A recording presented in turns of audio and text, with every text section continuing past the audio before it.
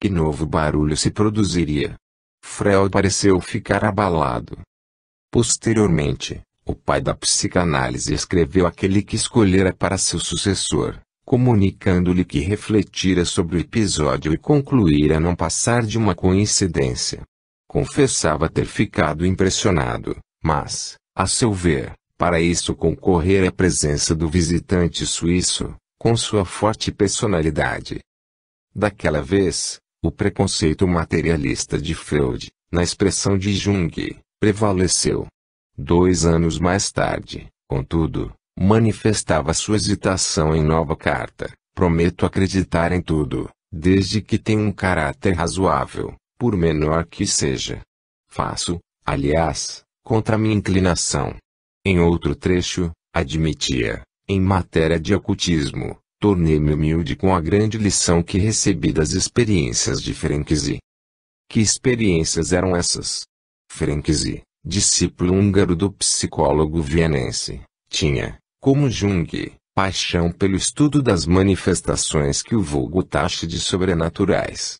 Freud acompanhava de perto essas experiências e, por vezes, nelas tomava parte, em sua residência, em companhia da filha Anne e de algum médium levado por Ferenczi. O fundador do movimento psicanalítico desejava que Ferenczi e Jung coordenassem seus estudos de ocultismo. Isso, todavia, não ocorreu. Diga-se, aliás, que a credulidade do húngaro era bem maior do que a do suíço. A atitude de Freud manteve-se sempre na indecisão. Ora condenava como tolice tudo que não se deixasse explicar por fórmulas científicas, ora concedia estar diante de um mistério. Para horror de seus discípulos ortodoxos, como Jones, entrou para sócio de diversas sociedades dedicadas a pesquisas ocultistas.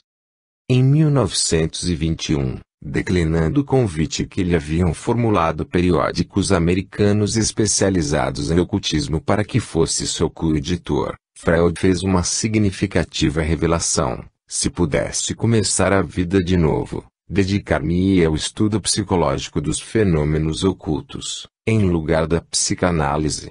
Como era de se esperar, tal declaração, ao transpirar, teve enorme impacto, e o pai da psicanálise se viu forçado a desmentir-a. No entanto, foi comprovada a existência da carta manuscrita. Ernest Jones, mentalidade prática, adepto da escola britânica do bom senso, do qual só se afastava em matéria de psicanálise, combateu corajosamente as tendências ocultistas de Freud. Sabendo que nada mais empolgava o mestre de Viena do que conquistar terreno para a psicanálise, fez-lhe ver habilidosamente que sua conversão pública à telepatia punha seriamente em perigo o futuro da psicanálise na Inglaterra. Freud recuou, pelo menos num ponto. Não podendo vencer completamente sua fascinação pelos mistérios psíquicos, aceitou desligar seu nome, nessa matéria, da situação oficial da escola que fundara. Tudo o que fazia ou dizia em matéria de ocultismo passou a ser exclusivamente em seu nome pessoal. A psicanálise continuou, assim, no rumo traçado pelo impulso recebido do cientificismo de final do século XIX. A telepatia, as aparições, premonições, visões, os contatos com uma realidade extrapsíquica, tudo isso se situou para Freud num domínio tabu, que nunca deixou de atraí-lo. Aparentemente, com um suspiro que recusa o apelo de Jung para que lhe dê uma cruzada no território do misticismo. Assim se expressa em carta a Ferenczi: trata-se de uma expedição perigosa e não posso acompanhá-los. Porque fugia do perigo aquele homem que precisamente se orgulhava de ser capaz de sustentar sozinho opiniões impopulares. Só nos resta uma explicação: acima de tudo, Freud, como qualquer líder político ou religioso, visava ampliar o seu movimento, ganhar novos adeptos. Ora, a psicanálise, que precisava se impor como ciência, já era acusada de fantasista e especulativa pelos meios médicos oficiais em virtude de sua doutrina sexual. Não seria uma imprudência fatal envolvê-la num combate em mais uma frente. A tática de Freud é de forçar a identificação da psicanálise com a ciência, na conceituação estreita então vigente, hoje superada por uma visão mais aberta. Num texto só publicado após sua morte, ele fez um comentário significativo: os psicanalistas são fundamentalmente mecanicistas e materialistas incorrigíveis. O destaque é nosso. Foi uma enorme decepção para Freud o fato de Jung não ter aceito o papel de seu herdeiro. Mas Jung, liberado das exigências políticas do papel de chefe de escola, pôde aprofundar o estudo do lado mais misterioso da psique. Capítulo 9. Renúncia. Preâmbulo. Seríamos injustos se afirmássemos que o homem não conhece a virtude da renúncia. Levado pelo desejo de progresso, desde cedo é constrangido a abdicar de suas conveniências mais imediatas e envolver-se no torvelinho de um esforço intenso, a fim de ajustar-se ao ritmo de trabalho exigido pela civilização. Já na infância e adolescência os deveres escolares obrigam os mais afortunados a dedicar longas horas aos afazeres que representam renúncia às atividades características desses períodos iniciais da existência. O homem moderno, portanto, começa cedo o aprendizado na renúncia às próprias predileções, impelido pela vida a buscar o progresso dentro de padrões cuja revogação acarretaria graves prejuízos para sua formação moral e social. Renuncia-se ao sono, ao repouso, à recreação e até mesmo ao conforto material, sempre que a previdência aconselha que se armazene valores em benefício de realizações futuras. Todo esse esforço, porém, é realizado num clima de autoengrandecimento, com vistas às situações transitórias e apenas pálidos reflexos de espiritualidade ainda insegura clareiam as deliberações tomadas, em sua grande maioria atendendo ao anseio de afirmação na existência presente. No campo árido de uma vida tormentosa, o homem ergue a cruz de sua renúncia ao bem-estar passageiro, envolto na penumbra de uma compreensão tolhida pela tristeza da falta de fé e esperança e, muitas vezes, perece junto ao seu instrumento de suplício sem ver a luz que lhe desvendaria novos horizontes. Entretanto, se a persistência de que é inegavelmente dotado for orientada no sentido de apurar-lhe a observação, incutindo-lhe o desejo de investigar o motivo real da renúncia que é forçado a praticar desde os mais verdes anos, agirá como alguém que, sentenciado a levar a cruz ao Calvário, pleiteia o direito de compreender as razões intrínsecas do sacrifício que lhe é imposto. Sucede então que durante a prorrogação da hora final os minutos empregados em pesquisar o verdadeiro porquê do martírio permitem ao condenado vislumbrar o raiar de um novo dia e ele se extasia diante do sol da esperança que o acorda para a beleza da criação. Tocado pela magia da obra divina que contempla em momento tão cruciante, afloram-lhe a mente pensamentos sublimes que, num relance, iluminam-lhe a visão espiritual, evidenciando a finalidade excelsa de uma existência que antes se lhe afigurara caótica e desarrazoada. Conquista, ao pé de sua cruz, o sentido profundo da felicidade e inebria-se de júbilo ante a grandiosidade da obra do Eterno, da qual participa. Sente-se também eterno, pois a natureza divina da luz que lhe chega com o sol de uma fé e esperança novas possibilita-lhe aquilatar nas devidas proporções suas vivências atribuladas. Deixa de fixar o sol que desponta radioso no dia de seu despertar para a compreensão real da renúncia, voltando-se transfigurado para abraçar a cruz de seu próprio suplício. Sentimentos indescritíveis na linguagem humana envolvem-lhe a alma e levam-no a perceber que, por trás do madeiro antes considerado infamante, projeta-se a sombra da cruz que delineia o caminho além do martírio, estendendo-se a perder de vista. Compreende então que a cruz abraçada sob a luz intensa de uma alvorada espiritual permite-lhe identificar o rumo certo. Com a intuição aguçada, pressente que as cruzes que lhe surgirem pela vida fora serão como marcos implantados na trilha da evolução sempre que necessitar traçar a reta a seguir e a cruz já abraçada anteriormente não tiver altura suficiente para projetar a sombra que o oriente na faina de alcançar o objetivo sonhado, a união com a vontade do Eterno. Análise: qualquer que seja o nosso grau evolutivo, somos constrangidos a renunciar. A alma empenhada em orientar com firmeza o trabalho da autorrenovação sente que seu labor se assemelha à tarefa de enfiar na sua constituição espiritual, como se fosse um colar, as pedras raras das virtudes que se iniciam com a humildade, ponto de partida para qualquer realização na senda evolutiva. Esforçar-se-á em seguida para conseguir as 5 virtudes: confiança, alegria, coragem, persistência e serenidade, mencionadas no estudo Magnetismo e Mediunidade. Finalmente, como um fecho de valor insubstituível, alcançar a renúncia, como coroamento de todos os seus esforços. O objetivo desse estudo é pesquisar a forma adequada de praticar essa virtude, compreendendo-lhe a sublime finalidade. Esquema: eletrólito, solução de substâncias, água acrescida de um sal, ácido ou base, na qual são mergulhadas 2 hastes, elétrodos. Por efeito da reação química então provocadas, partículas impregnadas de carga positiva em depósito na solução são atraídas à extremidade de uma das hastes, que passa a constituir o polo negativo, e as partículas negativamente carregadas aderem a outro eletrodo que se transforma em polo positivo. Eletrólito espiritual, solução das vibrações arquivadas no subconsciente, ácido, base ou sal, de acordo com as características individuais, com as energias do amor universal, água da vida, captadas pela centelha de vida ou núcleo da consciência eterna. Eletrodos: cátodo, polo negativo, igual humildade. Anodo, polo positivo, igual renúncia.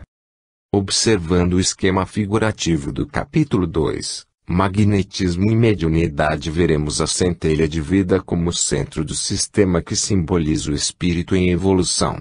Através dessa centelha ou núcleos penetram as energias que alimentam o conjunto, captadas da energia universal do amor, força de coesão que rege e sustenta o universo, ou seja, Deus. Em torno desse núcleo giram os planetas ou virtudes, como emanações do seu próprio centro. E forma-se, assim, um circuito de forças magnéticas que se influenciam. Para melhor compreendermos o valor da renúncia, procuraremos comparar o circuito de forças espirituais formado pelas virtudes do esquema ao sistema de forças obtido com auxílio de uma pilha. Toda pilha é constituída de 2 polos formados por substâncias diferentes, mergulhados numa solução que varia conforme o tipo de pilha. Nessa figura as 2 hastes, elétrodos, encontram-se mergulhadas na solução, eletrólito, e produz-se uma reação química em virtude da qual as partículas positivas da solução, cátion+, sentem-se atraídas a um polo negativo, cátodo, e as partículas negativas, ânion, são atraídas a um outro polo positivo, ánodo+. As partículas negativas tendem ao escoamento através da haste, ánodo, e, se encostarmos um fio em sua extremidade ligando-o em seguida ao polo positivo, cátodo, faremos circular a carga, corrente, pois estará fechado o circuito. No presente estudo desejamos comparar a renúncia e humildade aos 2 elétrodos, como 2 hastes de substâncias diferentes, mergulhadas na solução formada pelas vibrações do subconsciente e pelas irradiações do amor universal, captadas pela centelha de vida, desencadeia-se a reação química, na qual a humildade, polo negativo, atrai-se as características positivas do desejo de renovação da alma, para ajustá-la diante da vida. Ao polo positivo, renúncia, são atraídas as partículas impregnadas da energia negativa de quem nada pede, para si estabelece-se o circuito, no qual as energias acumuladas no polo negativo da humildade escoam-se em busca do polo oposto, enriquecendo-se na trajetória com as vibrações da confiança, da alegria, da coragem, da persistência e da serenidade, para conseguirem atingir o polo oposto da renúncia. Essa, por sua vez, É obtida como o coroamento de esforços realizados sobre todo o âmbito percorrido pela corrente e permanece como uma força em estado potencial a ser utilizada oportunamente. No momento da experiência, quando se fizer necessário clarear os caminhos, uma nova luz pode surgir como produto do fechamento do circuito entre os dois polos, da renúncia e da humildade. A vida exige do homem uma constante atividade que, por sua vez, requer uma capacidade crescente de renúncia. Se ele tiver consciência do mecanismo sublime que movimenta em si na renúncia compulsória que é constrangido, valorizará cada vez mais a luta que tão frequentemente lhe parece desprovida de sentido. Passará a compreender o processo de ampliação de sua capacidade de dar como condição indispensável o crescimento de suas possibilidades, mesmo quando não houver vantagens aparentes. Na época atual as virtudes, que antes eram simplesmente produto da fé, podem ser alcançadas pelos meios intelectuais. O homem que estuda a ciência material abriu campo para estabelecer paralelos entre a sabedoria da natureza nos três reinos em que dividiu e o reino da espiritualidade, cujas leis são uma ampliação das que regulam os reinos inferiores, com elas entrosando-se harmonicamente. A mente humana, no período inicial de sua evolução, absorveu-se no afã de adquirir vantagens imediatas na tarefa de autoafirmação dentro do meio em que se situa. Com o alargamento de sua percepção começa a assimilar nuances mais profundas dos elementos de intelectualidade e comportamento manipulados durante o processo evolutivo. No atual momento psicológico, o homem superou as barreiras que o separavam do controle da vida material no planeta. Cônscio da própria desenvoltura nesse setor, compreende que imprimiu impulso definitivo à soberania do intelecto sobre a matéria e nesse âmbito de realização só lhe resta perseverar na linha de trabalho e pesquisa adotada. Seu poder criador, entretanto, é dotado de uma característica de expansão permanente e a capacidade de renúncia às conveniências imediatas em favor de graus mais aprimorados de evolução desenvolveu um dinamismo evolutivo que o levará a buscar novos fatores de progresso. A sensibilidade ampliada fornecerá elementos de percepção sutis, capazes de levá-lo à pesquisa cada vez mais profunda dos motivos fundamentais norteadores do progresso. Atingido certo grau de evolução, o espírito sente-se cansado de buscar nas exterioridades o incentivo para a luta, pois chega à realidade inegável de serem todos os objetivos externos verdadeiras miragens de satisfazerem as reais necessidades do seu eu. Refinado em suas predileções por um conhecimento mais profundo da natureza insatisfatória de todos os objetivos antes visados, acordará em si a coragem de lutar por conquistas que a princípio parecerão desprovidas de sentido prático mas que o levarão a compreender o valor real da palavra união. Assim como a energia circulante continua em movimento permanente e não atinge a sua finalidade ao completar uma volta no circuito, o homem chegará a compreender a expansão ininterrupta em que se encontra o seu sistema espiritual. Cada objetivo perseguido é como um circuito que se fecha mas produz reações encadeadas para a continuidade da corrente. Pela natureza peculiar desse sistema de forças, a energia despendida tende a acumular-se em parte sobre o mecanismo que a produziu, provocando a sua dilatação. Assim o espírito que se ajustou à vida, reconhecendo as próprias necessidades e possibilidades, capítulo 1. Razões lógicas da humildade, e conseguindo dar vazão a uma onda renovada de energia, reação feita na solução da pilha, inicia o robustecimento das virtudes encadeadas à humildade, finalizando por expandir vibrações intensificadas da renúncia, produto natural de uma capacidade maior adquirida. Que significará então a renúncia? Será sempre uma autossuperação, comprovante de um estado interior capaz de dispensar aquisições menores em favor das maiores. Aos olhos do observador comum, será uma perda porque seu âmbito visual não atinge o plano mais sutil, no qual se projeta o ser desligado dos interesses anteriores, em busca da ampliação de suas energias. Se dentro de uma pilha não se desse a reação catódica, tudo permaneceria como antes e o progresso estaria seriamente prejudicado. Mas o Senhor, em sua sabedoria, determinou que haja nas almas reações provocadoras da formação de circuitos constantemente renovados, ampliando gradativamente a capacidade de radiação de energias. Esse fenômeno, que atesta o funcionamento apropriado das funções físicas e químicas da alma, só pode ser realmente compreendido e avaliado por quem observa suas razões fundamentais no pleno conhecimento de sua utilidade. É preciso incentivar, disseminando os conhecimentos espirituais capazes de ajustar a visão psicológica humana ao imenso campo de realizações imediatamente acima do habitual, a fim de que possais explorar conscientemente as possibilidades de realizações a que ainda sois arrastados como num torvelinho.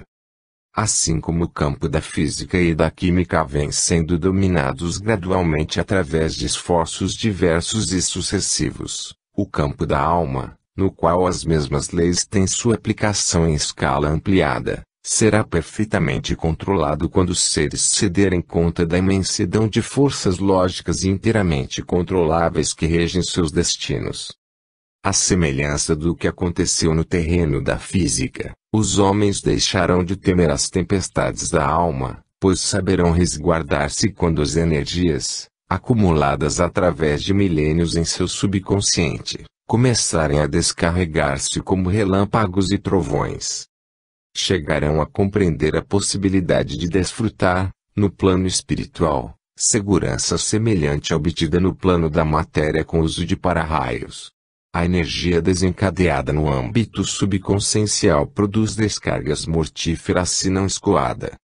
É necessário, portanto, aprender a orientar a liberação dessa força poderosa através do cato da humildade, que por sua vez se encarregará de produzir o escoamento da carga na reação encadeada das virtudes subsequentes, terminando por utilizar-se da renúncia como um fio de terra.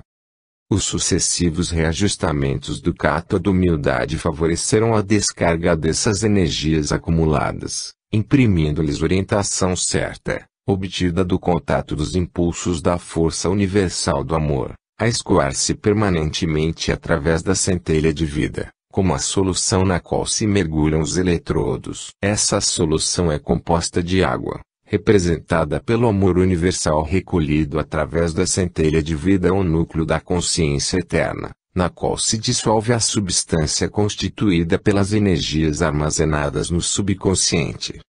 O sentido real da renúncia pode ser definido como o deslocamento dos interesses da alma para um nível mais elevado.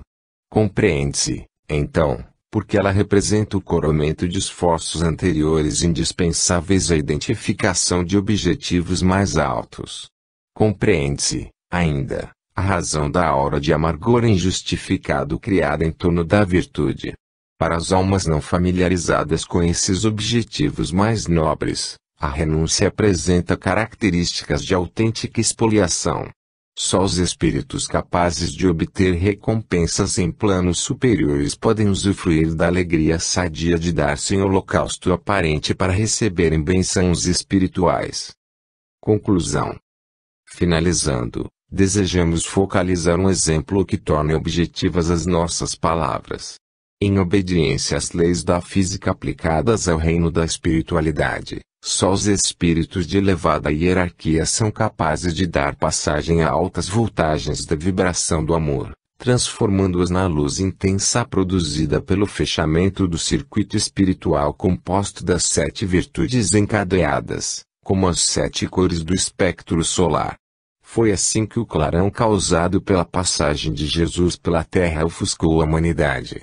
Seu alto teor de renúncia revela a grandiosidade e pureza do circuito de forças espirituais veiculadas, ultrapassando todos os padrões conhecidos. Sua presença no âmbito da Terra irradiou com intensidade cotas extras de amor que foram absorvidas pelas centelhas de vida dos homens. Como consequência, reativaram-se nas almas as reações químicas produtoras de energia e um acréscimo de luz brilhou sobre o planeta. Observando esse mecanismo sublime, Bendigamos ao Senhor procurando sintonizar com as vibrações do amor universal, a fim de que nossa capacidade de produzir luz seja intensificada em obediência à lei da expansão contínua a que todos os sistemas da criação estão sujeitos. Busquemos sintonia com o amor crístico emanado do Espírito excelso de Jesus e nossa aptidão de compreender e interpretar as leis da evolução será grandemente ampliada. E, à proporção que submetemos nossos espíritos à prova do reajustamento moral e intelectual que nos possibilite a percepção dos objetivos nobres e elevados de renúncia, iremos imprimindo a nossa fé um cunho eminentemente racional. Renunciai aos objetivos inferiores e lançai-vos à conquista dos valores inestimáveis esparsos em todos os ângulos da existência, à espera de que vos dediqueis verdadeiramente a procurá-los. Que Jesus vos impulsione na pesquisa do bem, através dos valores sólidos da razão. Paz. Ramacharn. Capítulo 10. Orientação do processo evolutivo. Em busca de uma orientação capaz de aproximar os ensinamentos espirituais trazidos aos homens em todas as épocas, estaremos indo ao encontro de uma diretriz de progresso espiritual que se diversifica na base, mas que, em realidade, possui uma fonte única. Buscamos conscientemente a meta da união com o todo, simbolizada pelo vértice superior do triângulo, onde todas as aspirações alimentadas no setor da autorrealização, após longas etapas de reformulações sucessivas, encontram seu coroamento na integração de todas as potencialidades ao grande plano da vida. A fim de auxiliarem os benéficos propósitos de evolução do homem, os mais antigos sábios da Índia apresentaram o seguinte esquema como sendo as formas básicas da yoga, isto é, da união com a força criadora e mantenedora da vida, Bhakti Yoga, Jnana Yoga e Karma Yoga. Seguindo a linha da união Oriente-Ocidente, essas formas básicas da Yoga serão estudadas por nós em consonância com o Evangelho de Jesus. No esquema 1 podemos obter uma visão geral do processo evolutivo, no qual se enquadram perfeitamente os ensinamentos dados por Jesus quando nos recomendou que comungássemos com ele na ceia que deveria ser repetida em sua memória, onde o pão e o vinho deveriam permanecer como símbolos, respectivamente, do alimento que reconforta, emoção, sentimentos, e do vinho capaz de inebriar a consciência, conhecimento ou razão. Como sabemos, só o corpo adequadamente nutrido pode apreciar os efeitos do vinho sem desequilíbrio. Dessa forma, embora não negasse ensinamentos à multidão, Jesus retirava-se com os discípulos e tudo lhes explicava depois em particular Marcos 4:34, pois estando alimentados pelo sentimento de devoção ao bem encontravam-se em condições de receber a embriaguez sadia produzida pelos esclarecimentos dos fenômenos espirituais. Como bem demonstra o esquema, tanto a razão quanto a emoção são igualmente aspectos básicos da aquisição do amor em sua expressão espiritual. Até hoje as diferentes correntes têm se inspirado mais acentuadamente numa ou na outra, em virtude de a humanidade só perceber aspectos parciais das realidades espirituais. E o mundo espiritualista, estranhamente, parece dividido em mentalistas e cristãos, quando o cristianismo representa a pura expressão da mente elevada ao seu mais alto grau de sintonia com as esferas superiores da vida. Sucede que, em ambos os casos, surgiram distorções causadas pelo estágio incipiente de evolução dos seres encarnados. Aqueles que se dizem mentalistas geralmente permanecem no vestíbulo da mente, que é intelecto, enquanto os que se afirmam cristãos estacionam na esfera do sentimento, sem se entregarem à devoção sem reservas daqueles que têm a fé do tamanho do grão de mostarda. Como podemos perceber pelo esquema, a ação inegoísta representa o resultado da conjugação dos esforços evolutivos nos múltiplos aspectos gradativamente mais aprimorados em que a sensibilidade e o conhecimento se expressam, porque não basta agirmos dentro do plano físico em termos de serviço ao próximo, porque nossas ações valem principalmente pelos efeitos que desencadeiam em nós. Um ato aparentemente muito meritório pode estar acobertando interesses completamente contrários ao nosso processo evolutivo, como a vaidade, o desejo de retribuição, inclusive em termos de ganharmos merecimento, o que ainda representa uma dose sutil de egoísmo, o orgulho velado de pertencermos a uma casta de seres benfeitores e outras tantas deturpações que só a vigilância contínua conseguirá desfazer em nossos espíritos. Por essa razão, em nosso esquema, o amor ainda se encontra afastado da ação inegoísta, pois o treinamento obtido por ela ainda é uma fase de aprendizado, na qual só gradativamente a estrutura espiritual vai sendo aprimorada. A ação inegoísta pode ser iniciada por 3 tipos de atividade benfeitora, que nos setores cristãos convencionou-se denominar caridade e que pode ser, preferentemente, desenvolvida. 1. No atendimento das necessidades físicas de alimento, remédio, subsistência, enfim. 2. Necessidades de reconforto, plano astral emocional. 3. Necessidade de esclarecimento, plano mental. Em todas, a caridade se evidencia pela dedicação de tempo e energias em benefício do próximo, proporcionando mérito e granjeando simpatia.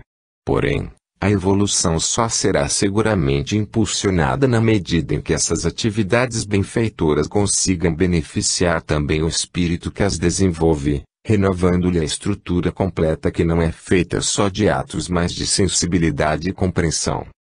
O universo criado representa um conjunto perfeitamente sincronizado cujos aspectos se expressam através de uma formação seternária. Os 7 tipos de condensação da energia universal do amor que rege a vida são representados em nossos estudos, simbolicamente, por 7 esferas concêntricas, correspondentes aos 7 diferentes graus dos planos vibratórios que envolvem a centelha de vida eterna. Esse esquema, como todas as tentativas de atrair ao nível intelectual as realidades do espírito, traduz um esforço para racionalizar fenômenos que ultrapassam a esfera da inteligência, efetuando-se em dimensões que escapam a uma descrição fiel. Só a experiência direta permite ao espírito assenhorear-se, gradativamente, da realidade, mas um roteiro esquemático pode auxiliá-lo a seguir na direção adequada, nas fases de sua cegueira espiritual. Por esse motivo, justifica-se o esforço das esferas superiores em traduzir, o mais fielmente possível, na linguagem condicionada à matéria densa, fenômenos que ultrapassam. Esse esclarecimento é necessário para prevenir contra o equívoco, muito frequente, de julgar-se errado uma forma de expor os fenômenos evolutivos, em relação a outras. Nenhuma capacidade de comunicação humana será suficiente para expressar o inexprimível. Se não houvesse necessidade de socorrer os espíritos em fases incipientes do processo evolutivo, seria preferível calar, pois, em termos de real espiritualidade, nada é mais eloquente do que o silêncio.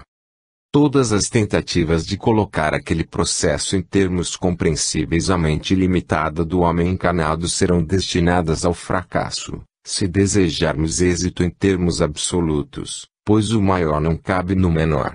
Entretanto, cada colaborador sincero, que se coloca à disposição da força criadora da vida, consegue a seu modo servir ao propósito de auxiliar o crescimento da humanidade, sendo todos bem-vindos.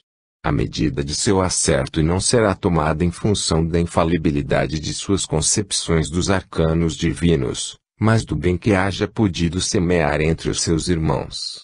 Servindo a vida, estará cumprindo sua parte, pois seria ilusório realizar trabalho humano capaz de expressar integralmente o divino.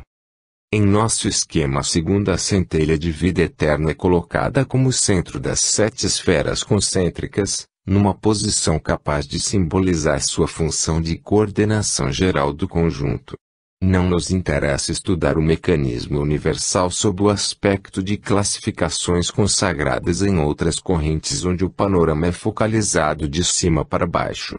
Para sermos fiéis à tarefa do final de tempos, lançamos mão de esquemas funcionais, onde a centelha, cuja expansão pretendemos propiciar, encontra-se a presidir todo o conjunto, contribuindo para o advento do homem novo. Nossa pedagogia espiritual é antropocêntrica. Do conhecimento espiritual cosmocêntrico ou teocêntrico de épocas passadas, partimos, neste final de ciclo, para um socorro direto e urgente ao homem que já pode começar a ver com olhos de ver, pressentindo em si o microcosmo, a reproduzir o macrocosmo.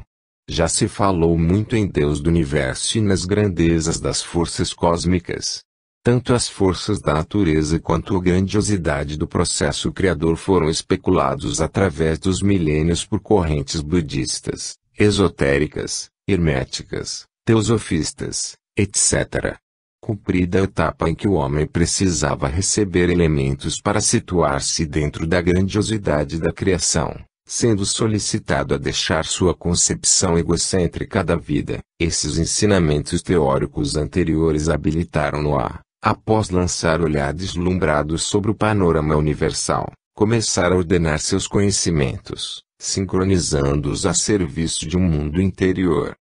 Espiritual e materialmente, as fases evolutivas sucederam-se paralelamente, embora em graus diferentes de realização dos respectivos postulados. Entretanto, em ambos esses setores das atividades humanas, as pesquisas têm sido feitas predominantemente para fora.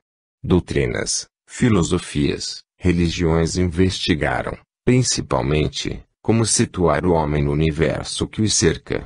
A maioria dos seres humanos ainda não consegue aproveitar nem as recomendações preciosas das escolas espiritualistas, que os concitam a considerar-se como parcelas vivas de um grande todo. Passo inicial para qualquer planejamento em termos de evolução espiritual.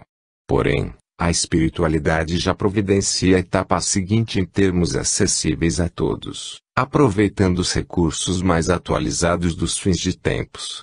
Arrebanhar os conhecimentos filtrados através das escolas espiritualistas de todas as épocas, da ciência oficial, através da psicologia principalmente, refundindo todo esse acervo em função dos ecos da Boa Nova, é tarefa do momento.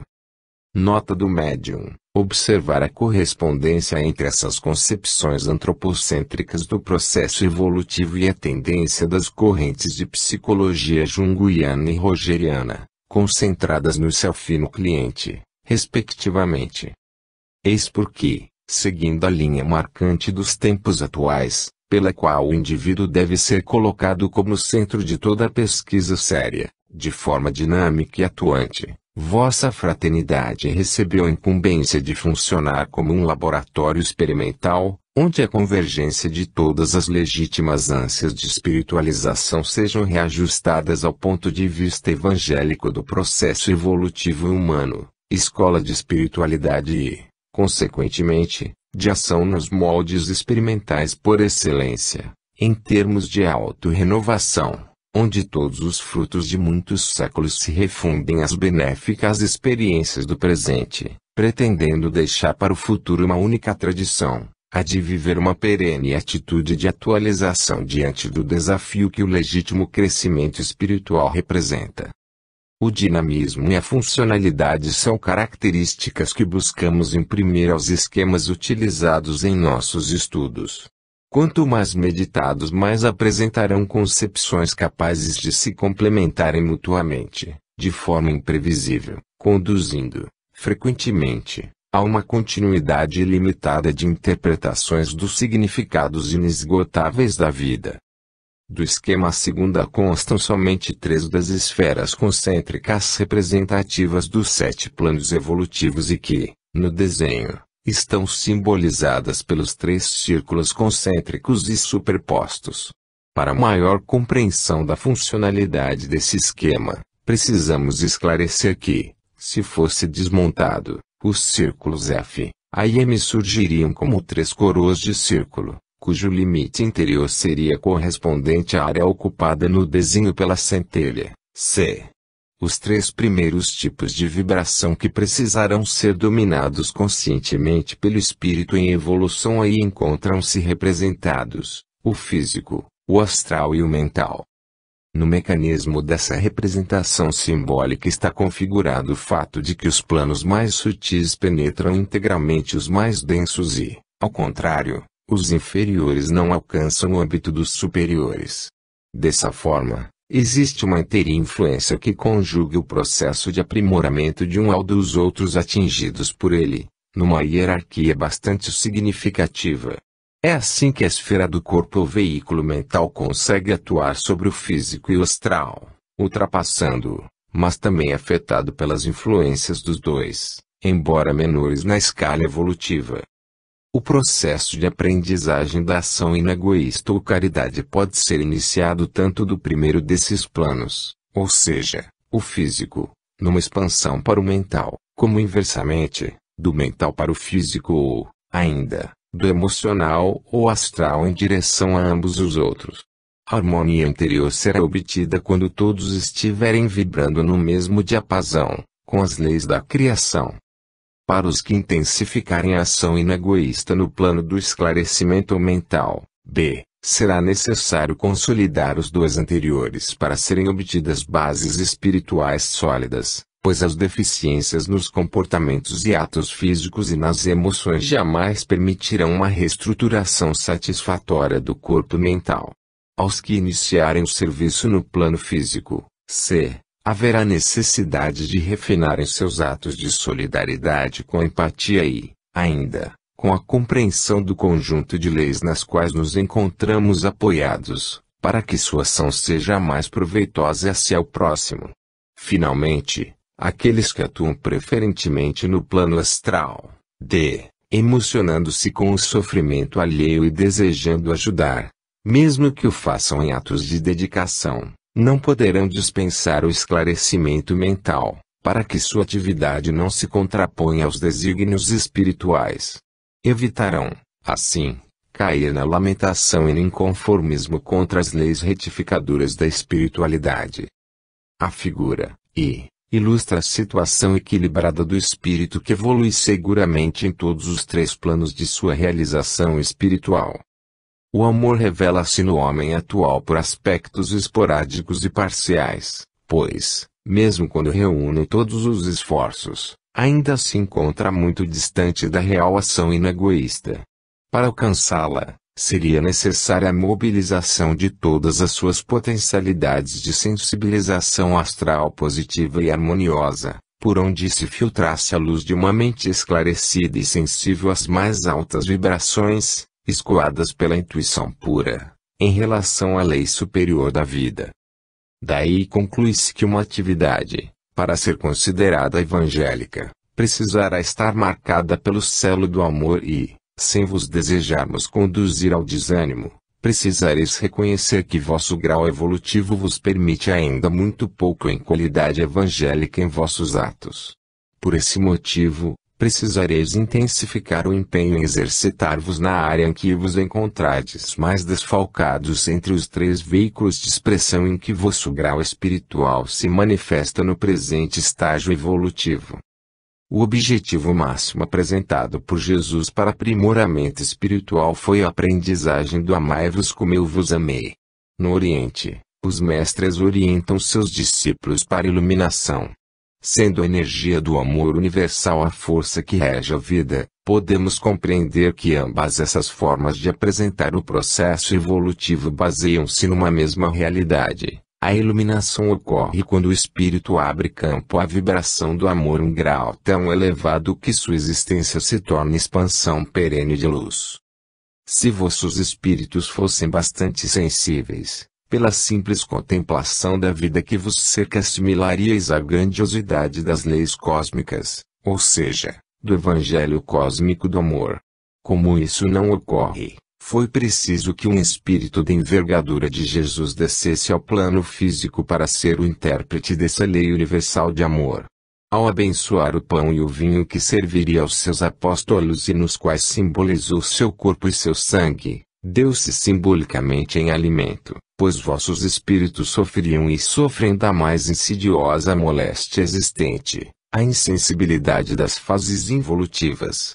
As passagens do Evangelho dos Apóstolos, As cenas rudes do sofrimento que a missão esclarecedora de Jesus desencadeou na hora da terra representam alimentos simples e rústico, mas rico de elementos vitalizadores necessários às almas em estágio primitivo de evolução. Quando o alimento poderoso do Evangelho passa a fazer parte do metabolismo espiritual, vossa constituição se refina, passando a assimilar diretamente do panorama da vida a mensagem do amor. A alma entra em maior contato com a mente divina e a embriaguez do amor puro flui mais livremente através da centelha, calibrando seu espírito para maior absorção da realidade. É quando a alma torna-se capaz de, por si mesma, espargir novas dosagens de pão e vinho. Em Lucas 9:10, lemos: Mestre, vimos a um que lançava fora os demônios em teu nome, que não nos segue e lhe proibimos. Jesus responde: Não lhe proibais, porque não há nenhum que faça milagres em meu nome e possa logo dizer mal de mim, porque quem não é contra vós é por vós. Aquele homem citado já deveria estar à altura de servir em nome do Mestre, embora não fosse dos que se alimentavam de seu contato direto. Encontrava-se afinado com a corrente do amor universal, já à altura de captação mais apurada do que alguns dos apóstolos, que não conseguiram, em certas ocasiões, expulsar os demônios. Lucas 9:40, embora seguidores diretos do Mestre. O pão que Jesus lhes servira ainda não entrara no metabolismo de sua organização espiritual. Desses e de outros fatos podemos compreender que existe uma energia criadora e mantenedora da vida, cujas leis ultrapassam a acanhada compreensão humana e que se manifesta nos mais diferentes aspectos que, em todas as épocas, serviram para impulsionar o progresso espiritual do homem. Essa corrente cósmica intensamente criadora e generosa expressa-se em termos não humanos, mas na linguagem do amor, tantas vezes ininteligível ao homem. Constitui uma expressão mais apurada da Boa Nova, em termos cósmicos, que poderíamos considerar como as matrizes, de cuja constituição mais profunda todas as autênticas revelações espirituais na Terra se nutriram. No final de tempos, os ensinamentos desse Evangelho cósmico do amor, esparsos através das eras em todos os quadrantes da Terra, precisarão ser reunidos e a ísis simbólica desvelará as realidades espirituais, exatamente como no simbolismo eloquente dos egípcios recolhia em todo o vale do Nilo as partes do corpo sacrificado de seu esposo Osíris. A luz, de que ela era o símbolo, deixará de estar sob o alqueire quando a ressurreição do Mestre se fizer entre os homens em espírito e verdade. Sendo todo o universo regido pela lei da polaridade de que nos fala Hermes Trismegisto, o masculino e o feminino associam-se para surgir a manifestação harmoniosa do amor. Essa trindade, expressa em todas as religiões nos mais diversos simbolismos, tem por objetivo expressar o triângulo básico de todo o processo evolutivo. A centelha, que preside a evolução do espírito, provê as necessidades desse com suas potencialidades latentes emanadas da força central da vida. Para adquirir o controle de suas próprias expressões, o espírito, colocado na posição de horizontalidade da base do triângulo, precisará mobilizar elementos procedentes de ambos esses polos, simbolizados nos vértices da base, para aproximar-se, gradativamente, do vértice superior, quando o seu processo de crescimento espiritual atingirá a formação da figura harmoniosa, o triângulo equilátero em que se representa a busca de integração com a força criadora. Em certa passagem de sua vida, Jesus interpela, que pode um reino dividido contra si mesmo? No início da evolução, as potencialidades espirituais do homem encontram-se esparsas. Tal como no simbolismo hermético de Osíris, seus membros encontram-se espalhados, seu ser dissociado e incapaz de articular-se para a ressurreição ou iluminação, ou seja, para o despertamento espiritual necessário. As expressões da inteligência e da sensibilidade, opondo-se em oscilações infindáveis, encontram-se como os elementos masculino e feminino, quando, ainda, sem a coordenação precisa para a produção do verdadeiro amor. De nada adianta acumular grandes doses de raciocínios brilhantes e possuir discernimento apurado ou, ainda, supervalorizar a emoção e o sentimento. Enquanto a ligação ou integração de ambos não se fizer, haverá sempre oscilações e deficiências em vossa realização espiritual. As manifestações parciais de amor, mais voltadas para um ou outro polo dessa abençoada oscilação do pêndulo do progresso, razão ou emoção, representam somente subprodutos da radiosa vibração espiritual do amor. E daí Jesus ter aconselhando: não julgueis, pois não possuís percepção suficiente em vossas conceituações. Vossas expressões de sensibilidade e entendimento são estreitas e parciais, não conseguindo abarcar toda a realidade espiritual do amor. Observando-se o esquema 3, pode-se perceber que, nos níveis 1 e 2, a evolução apresenta um aspecto dissociado. O espírito permanece na base do triângulo evolutivo e vossas expressões espirituais ainda são caracterizadas pela horizontalidade. Será preciso grande esforço nessa etapa, o que chamamos de uma vida virtuosa, para que comece a se intensificar o fluxo de energias entre os dois vértices da base, representados pela razão e a emoção. Nesses dois opostos pode-se identificar o que Jung reconheceu empiricamente na alma e denominou ânimos e ânima, respectivamente os polos masculino e feminino do psiquismo. Quando o discernimento, Jnana Yoga, e a devoção, Bhakti Yoga, intensificam o processo da influenciação recíproca, a transformação decorrente conduz ao que Jesus se referia quando afirmou: conhecereis a verdade e ela vos libertará. O discernimento, elaborando as emoções, transformá-las em sentimentos que, por sua vez, transformar-se-ão, gradativamente, em sensibilização espiritual. Nessa terceira etapa, as cisões, de que tanto se ocupa a psicologia, começam a desaparecer, dando lugar à personalidade humana integrada, fruto de uma conquista interior em nível que ultrapassa as simples conquistas do intelecto, ou mental inferior. Entretanto, é necessário notar que o papel das emoções e dos sentimentos não deve ser subestimado. Essas características do polo feminino fornecem a verdadeira tônica vibratória, no qual o espírito permanece. Como uma nota musical na pauta recebe seu contraponto, a linha melódica de vossas expressões inteligentes é acompanhada pela sonoridade de vossas vibrações emocionais.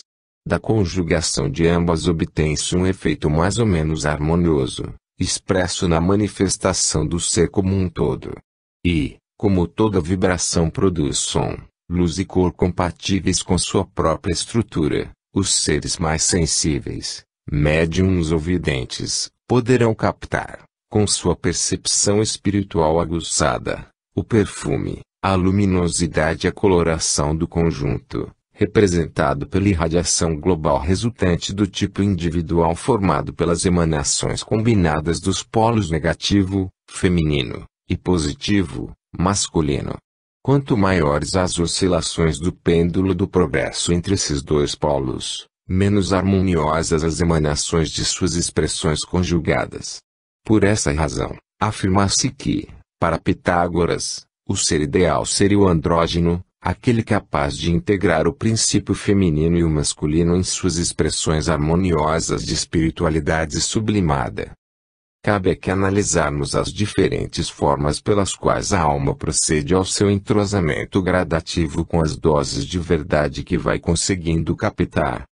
Todas as mensagens provenientes de fonte fidedigna em termos espirituais possuem um conteúdo semelhante, pois, em virtude do universo estar submetido a uma lei única, que podemos definir, aproximadamente, como a lei do amor, as almas que se elevaram suficientemente para pressentir-as em todo o seu esplendor, nada mais fizeram do que traduzir, ao nível de seu tempo e de sua cultura, os princípios grandiosos ainda impossíveis de serem demonstrados em todas as suas consequências a uma humanidade que engatinhava espiritualmente.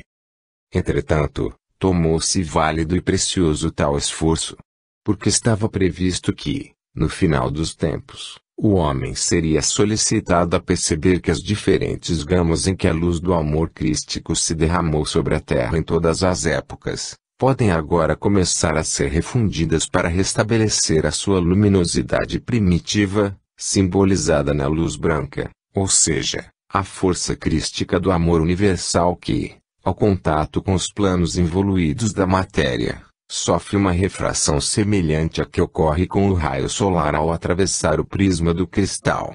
Analogamente, a luz crística, refratada através das mentes humanas, não perde sua beleza, mesmo ao assumir coloridos particulares representados nas diferentes formas de religiosidade.